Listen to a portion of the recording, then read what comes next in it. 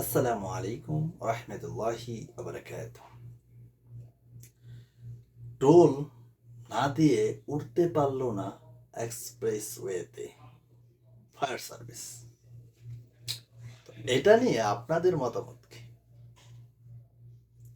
টুলের কারণে তারা যাইতে পারে নাই এক্সপ্রেসওয়েতে, টুল বাধ্যতামূলক। এখন আসলে এখানে কার গাফিলতি? এখানে আসলে কি টুলের সমস্যা না ফায়ার সার্ভিসের সমস্যা? এখানে কি ফায়ার সার্ভিস টুল কি বাধ্যতামূলক দিতে হবে কি না, এ বিষয়ে আমার সঠিক জানা নেই। যদি আপনাদের জানা থাকে একটু জানাবেন। তবে এই যে দুইজনের খামখেয়ালিতে সম্পদ নষ্ট হয়ে গেল প্রায় কোটি টাকা, এই দায়বদ্ধতা কার? যদি আপনাদের জানা থাকে জানাবেন। জানতে চাই আমি একজন ক্ষুদ্র নাগরিক হিসাবে। ভালো থাকবেন।